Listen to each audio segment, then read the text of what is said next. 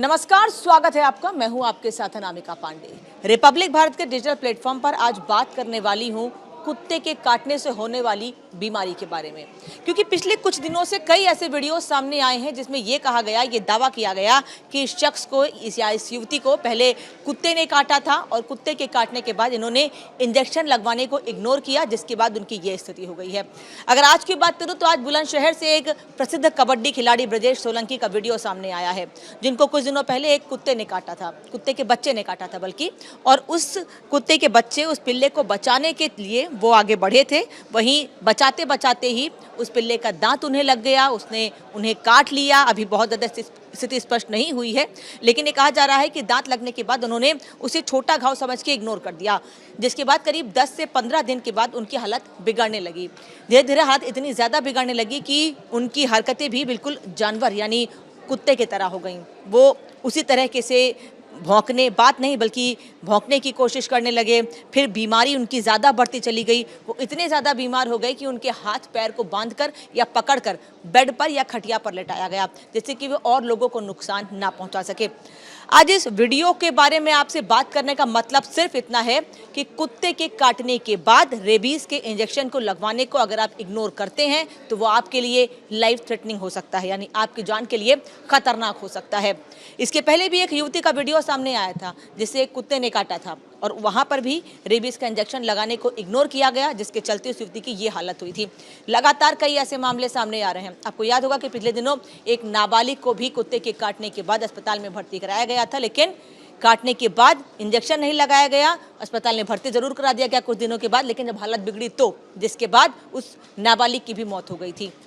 लगातार ऐसे मामले सामने आने के बाद ये कहा भी गया था कि जो लोग अपने घर में पालतू कुत्ते रखते हैं, क्योंकि सोसाइटीज़ में ऐसे मामले कई सामने आए जिसमें कुत्ते घर में पालने की वजह से लिफ्ट में कुत्ते काट लेते हैं या बच्चों को दौड़ा लेते हैं या बुजुर्ग को दौड़ा लेते हैं। कई बार सड़क पर जो कुत्ते होते हैं, सड़क के कुत्ते भी लोगों को दौड़ाते हैं, काटते हैं। तो कई ऐसे मामले सामने आते हैं जो डराने वाले होते हैं, भयावह। हम ये बिल्कुल नहीं कहते हैं कि पालतू खतरनाक होते हैं, हम ये बिल्कुल नहीं कह रहे हैं, लेकिन हाँ, अगर आपने अपने घर में पेट्स रखे हैं, पालतू जानवर रखे हैं, तो उनको प्रॉपर ट्रेनिंग दीजिए, उनको इंजेक्शन लगवाइए। और अगर किसी को किसी जानवर से परेशानी है तो उससे दूरी बनाकर रखें। कुछ गाइडलाइंस भी जारी की गई हैं। अगर आप सोसाइटी में अपने पालतू कुत्ते को टहलाने के लिए जा रहे हो तो उसके माउथ को पूरी तरह से कवर करके रखना चाहिए। साथ ही जो गली गली में कुत्ते होते हैं उनको लेकर भी नगर निगम लगातार बड़े कदम उठा रहा है और उनको डॉग डिटेंशन सेंटर में लेकर जाया जाता है।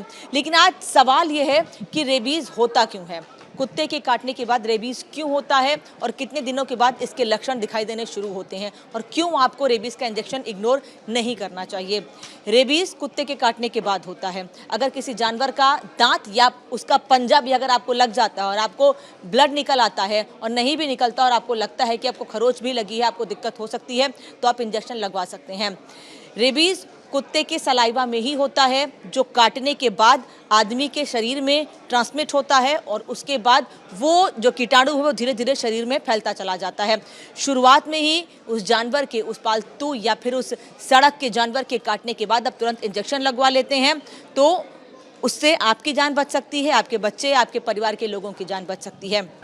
इसके पहले आपको रेबीज के 14 इंजेक्शन लगवाने होते थे, लेकिन अब इस डोज को कम भी कर दिया गया है। तो अगर आप रेबीज के इंजेक्शन को इग्नोर करते हैं कुत्ते के काटने के बाद तो यह आपके लिए भयावह हो सकता है, आपके परिवार के लिए खतरनाक हो सकता है। रेबीज क्यों होता है ये तो मैंने आपको बताया, लेकिन इसे इग्नोर करना इसलिए खतरनाक हो सकता है कि जब इसका वायरस, जब इसके कीटाणु शरीर में धीरे धीरे फैलना शुरू हो जाते हैं तो ये विकराल रूप ले लेते हैं और उसी से जिस व्यक्ति को ये कोई भी कुत्ता काटता है तो उस व्यक्ति में बिल्कुल उस जानवर जैसे, उस कुत्ते जैसे लक्षण डेवलप होने शुरू हो जाते हैं और जैसे ये लक्षण डेवलप होने शुरू होते हैं तब आप इंजेक्शन लगवाइए, किसी भी तरह का कोई भी इलाज करवा लीजिए, वो काम नहीं करेगा। तो ये ज़रूरी है कि किसी भी कुत्ते के काटने के बाद आप इंजेक्शन ज़रूर लगाएं। आपने घर में पालतू कुत्ता काटा हुआ है तो प्रिकॉशन के तौर पर आप इंजेक्शन, पालतू कुत्ता रखा हुआ है तो प्रिकॉशन के तौर पर इंजेक्शन लगवाएं। और सड़क पर चलते हुए कभी किसी कुत्ते का दांत या पंजा आपको लग जाता है या घर में खेलते हुए भी आपके पेट का दांत या पंजा आपको लग जाता है तो आप इंजेक्शन ज़रूर लगवाएं, तो डॉक्टर से इस पर बात ज़रूर करें। जो डॉक्टर आपको सलाह देते हैं आप उस पर आगे काम कीजिए। लेकिन मैं फिर कहूँगी कि पालतू जानवर या फिर सड़क के किसी भी कुत्ते के काटने को इग्नोर मत करें, वो आपके जीवन के लिए हानिकारक हो सकता है।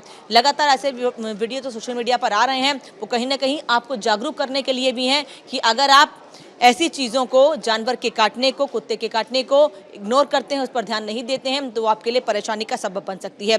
बुलंदशहर का यह ताज़ा मामला, जैसे एक कबड्डी प्लेयर थे, फेमस कबड्डी प्लेयर थे, उनको जब कुत्ते ने काटा, उन्होंने इग्नोर किया, उनकी ये स्थिति हो गई है। तो ऐसी स्थिति आपकी ना हो या आपके घर में किसी की ना हो, इसके लिए ज़रूरी है कि आप तुरंत इंजेक्शन लगवाएं रेबीज़ का। और अगर आपको थोड़ा सा भी शक है कि कुत्ते का पंजा या दांत आपको लगा है, तो डॉक्टर से इस पर बात ज़रूर करें। ऐसे ही जानकारी भरे वीडियोज़ के लिए रिपब्लिक भारत के डिजिटल प्लेटफॉर्म को सब्सक्राइब करना ना भूलें। फिलहाल इतना ही।